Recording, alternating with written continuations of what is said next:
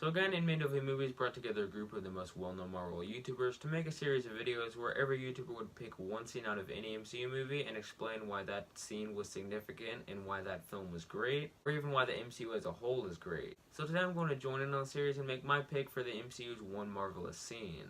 I wanted mine to be a little more special and more meaningful. No offense at all meant to anybody here, but I don't think it would be that compelling to pick the biggest fight scene from the biggest movie. So I decided to go to the film that is my personal favorite in the MCU, of course before Endgame, and also the one that I think is the best overall, and that is Black Panther. I will admit that I had a little help and I visited a couple different websites, but I think I did finally find the one scene that makes Black Panther what it is. A groundbreaking character-driven drama that goes far beyond just being a superhero movie.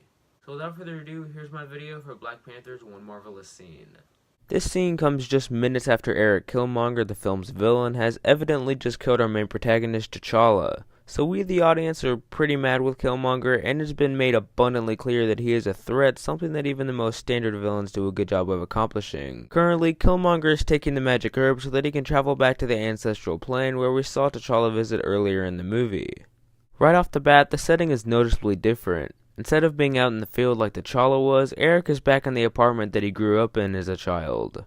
This is also the same apartment that he walked into one night and found his dad dead on the floor with panther marks in his chest. Immediately moves to the spot on the floor where his dad once lay, only to discover that he is gone, which could be interpreted as a sign of hope that he is alive or a sign of despair that he is dead.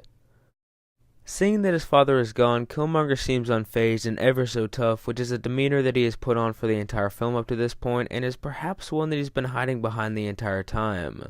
Over the next 30 seconds or so, he wanders around the apartment and pulls out an old book of his dad's, but nothing really important happens here. What happens next is really what makes the scene great, and one of, if not the best part of the film.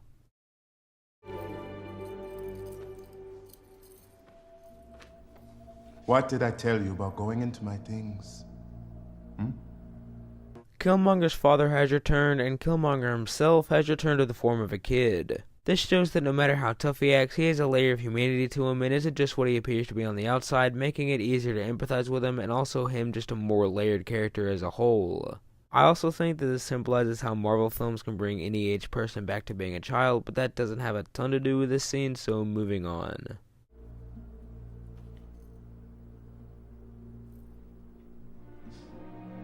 What did you find? Your home. I gave you a key, hoping that you might see it someday. Yes, the sunsets there are the most beautiful in the world.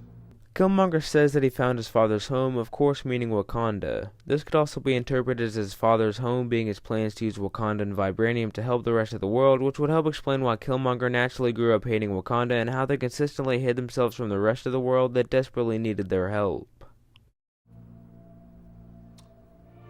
But I fear you still may not be welcome. Why? They will say you are lost. But I'm right here. Eric's father says that he fears that he won't be welcome in Wakanda because he would be seen as lost. Killmonger naively answers with, "But I'm right here," clearly showing that he doesn't quite understand that he can be as dominant on the throne as he wants, but he will never be truly the king of Wakanda.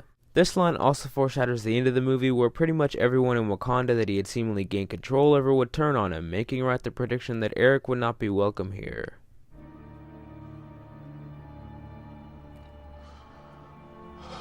No tears for me?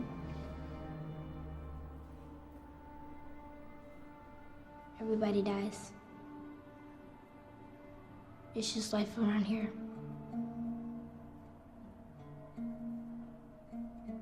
Well, look at what I've done.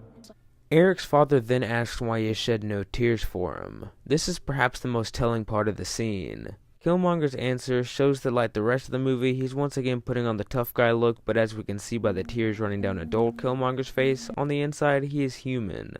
This creates a fantastic dynamic as it turns into a rare instance where even if he is the villain of the film, we can still empathize with him and understand why he is the way that he is. The scene as a whole really paints a picture of how deep and human Marvel is, and that's why I chose it for my one marvelous scene.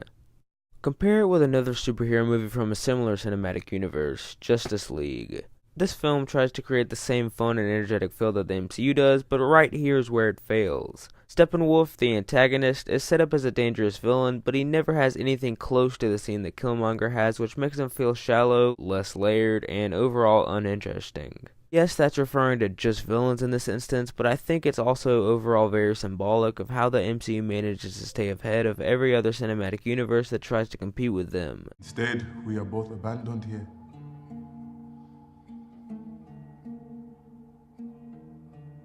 Well, maybe your home's the ones that's lost. That's why they can't find us.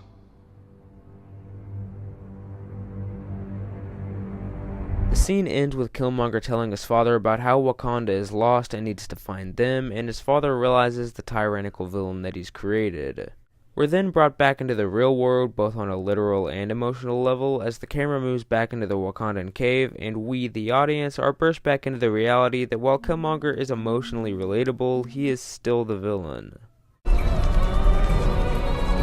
So there it is. There are a variety of reasons why I chose this as my one marvelous scene.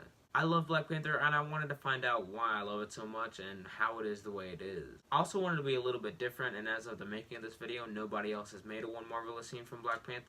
So yeah, if you want to see the rest of the one marvelous scene videos made by creators a lot better than us, then click the link in the description or the outro. Thanks so much for watching. All ages men keep God number one. Have a great day, and I will see you for our review of Avengers Endgame.